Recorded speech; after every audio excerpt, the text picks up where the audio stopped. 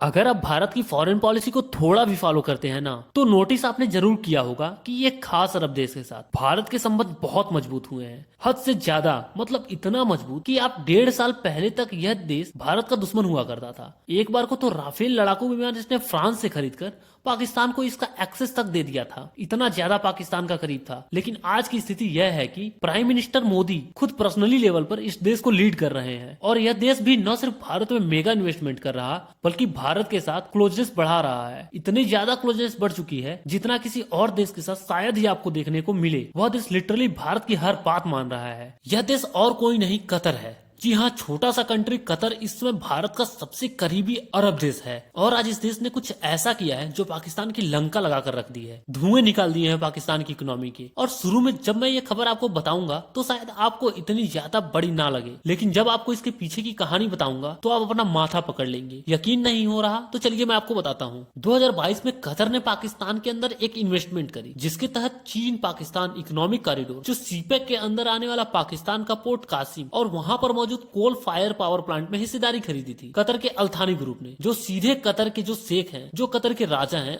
उनका पारिवारिक ग्रुप है। उन्होंने करीब $2 बिलियन की इन्वेस्टमेंट करी थी, और यह पाकिस्तान के साथ साथ चीन के लिए हिस्टोरिकल जीत था, क्योंकि 2013 में जब सीपेक प्रोजेक्ट शुरू किया चीन ने पाकिस्तान के अंदर, तो चीन ने यह कहा था कि यह प्रोजेक्ट दिशा और दशा दोनों बदल देगा, चीन और पाकिस्तान दोनों की। इस प्रोजेक्ट में दुनिया भर के देश आएंगे, पैसे लगाएंगे, और चीन पाकिस्तान इससे अरबों नहीं $ट्रिलियन की कमाई करेंगे। वहीं पाकिस्तान ने तो यह भी कह दिया था, सेना और सरकार ने, कि यह पाकिस्तान को सुपर पावर बना देगी इस पूरी साउथ एशिया रीजन का, और भारत पाकिस्तान के सामने टिक ही नहीं पाएगा सीपैक के दम पे, क्योंकि सीपैक के अंदर $60 बिलियन लगाकर चीन इन्वेस्टमेंट कर रहा है पाकिस्तान में। तो इंफ्रास्ट्रक्चर का इस्तेमाल करके दुनिया के बाकी देश अपना खजाना खोल देंगे। सीपैक प्रोजेक्ट पर लिटरली ढेर लग जाएंगे इन्वेस्टमेंट की, और वह इन्वेस्टमेंट पाकिस्तान को विकसित देश बना देगी। और इससे न सिर्फ पाकिस्तान बहुत अमीर हो जाएगा, बल्कि चीन जो $60 बिलियन इन्वेस्टमेंट कर रहा है सीपैक्ट में, उसकी वैल्यू 10 से 15 गुना बढ़ जाएगी, यानी कि 1 ट्रिलियन से ज्यादा। इसके अलावा चीन जो आज की तारीख में साउथ चाइना सी पर निर्भर है, स्टेट ऑफ मलक्का पर निर्भर है, उसकी निर्भरता भी खत्म हो जाएगी, और जो जियो पॉलिटिक्स है वह इंडिपेंडेंट हो जाएगा। और यह पूरा सपना देखा था चीन और पाकिस्तान की सरकार ने, और अपनी जनता को भी दिखाया था। लेकिन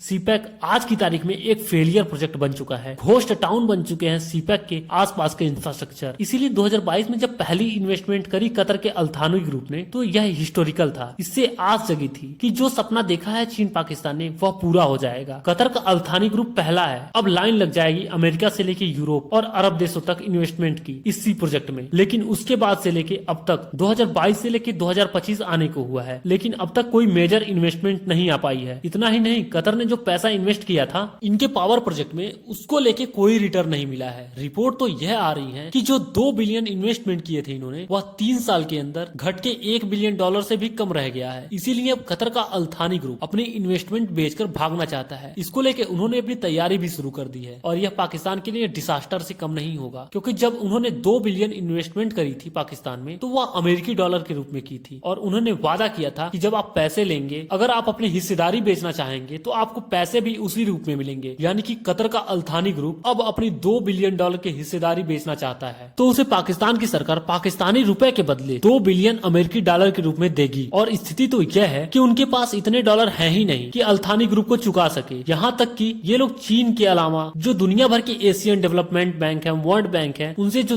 लोन ले रखा है, उनके ब्याज को चुकाने के लिए भी लोन उठा रहे हैं। अमेरिका के पास जा रहे हैं कि देखो जी, हम तो ट्रम्प के गुणगान भी कर रहे हैं, अब तो कुछ पैसे दे दो ताकि हम अपने किस्त चुका पाए। कतर का यह इन्वेस्टमेंट बेचना नहीं है, यह पाकिस्तान की इकोनॉमी में एक डिसास्टर की शुरुआत कर सकता है। और इसीलिए बहुत सारे पाकिस्तानी जो जर्नलिस्ट हैं, उनका मानना है यह सब कुछ भारत की वजह से हो रहा है, क्योंकि पिछले 1 साल में कतर बहुत ज्यादा क्लोज आ चुका है भारत के। यहाँ तक कि हाल ही में कतर के शेख भारत के दौरे पर आए थे, और बदले में पीएम मोदी कतर का दौरा कर रहे, जहाँ पर दोनों देशों ने अरबों डॉलर की डील साइन करी है, एक दूसरे को फायदा पहुंचा रहे हैं। और इसीलिए क्लोजनेस का फायदा उठाकर भारत ही इन्वेस्टमेंट को खत्म करवा रहा है, ताकि पाकिस्तान के अंदर लिक्विडिटी का क्राइसिस खड़ा हो जाए और इकोनॉमिक कोलैप्स हो जाए। यानी कि पाकिस्तान पाकिस्तान का कहना है कि कतर अपनी हिस्सेदारी भारतीयों के कहने पर बेच रहा है ताकि पाकिस्तान एक संकट में फंस जाए जहां से निकलना बहुत ज्यादा मुश्किल हो। हालांकि कई लोगों का यह मानना है कि पाकिस्तान संकट से बचने के लिए अमेरिका की शरण में जा सकता है या फिर चीन के पास भी भाग सकता है। लेकिन फिलहाल चीन से लोन मिलना बहुत मुश्किल है क्योंकि पाकिस्तान की जो लीडरशिप है कुछ ज्यादा ही क्लोज आ चुकी है डोनाल्ड ट्रंप के। इसीलिए फिलहाल चीन के जो पुराने लोन है उसमें ही कोई रियायत दे दे वही बड़ी बात होगी, नए लोन की तो बात ही छोड़ दीजिए। इसीलिए डोनाल्ड ट्रंप के पास ही जा सकते हैं पैसे मांगने। अब देखने वाली बात यह होगी कि डोनाल्ड ट्रंप जो कहते हैं कि मैं विदेशी देशों को मदद नहीं दूंगा, हमारे पुराने नेता मूर्ख हैं जो दुनिया भर में अरबों डॉलर बांटते फिरते हैं, मैं ऐसा मूर्ख नहीं हूँ। ऐसा कहने वाले ट्रंप पाकिस्तान की मदद करेंगे क्या, पाकिस्तान को आर्थिक संकट से बचाएंगे, यह तो पता लग ही जाएगा आने वाले हफ्तों में। लेकिन एक बात निश्चित है कि ट्रंप की सरकार बहुत बुरा फंसने वाली है क्योंकि अभी तक वह सिर्फ बयानों में पाकिस्तान का सपोर्ट करते आए हैं, जमीन पर उन्होंने कुछ ऐसा नहीं किया है जिससे कि पाकिस्तान को फायदा मिले। लेकिन अगर पाकिस्तान को ये लोन देने को तैयार हो जाते हैं तो भारत की तरफ से बहुत जोरदार विरोध देखने को मिलेगा। और ऐसा नहीं है कि भारत के हाथों में लेवरेज नहीं है, हमारे हाथों में मजबूत लेवरेज है। हमारे अपने जो लेवरेज है वह यह कि जो डिफेंस डील हमने अमेरिकी कंपनियों से कर रखी है, अगर पाकिस्तान को किसी प्रकार की आर्थिक मदद जाती है तो हम उस डील को रद्द कर सकते हैं या फिर अमेरिका को धमका सकते हैं कि हम डील कैंसिल कर देंगे और उसके साथ कोई व्यापारिक डील नहीं करेंगे और उल्टा रूस के साथ हम और कच्चा तेल खरीदना शुरू कर देंगे। इसीलिए अमेरिकी राष्ट्रपति फंसेंगे, वह मदद करे पाकिस्तान की तो मरे, ना करे तो मरे। वहीं पाकिस्तान अब भीख मांगने किसके दर पर जाएगा वह देखना भी इंटरेस्टिंग होगा। हालांकि अगर आप चैनल पर नए हैं तो चैनल को सब्सक्राइब करके रखिएगा, इस पे कोई भी बड़ी अपडेट आती है तो मैं आपको वीडियो बनाकर सूचित कर लूंगा।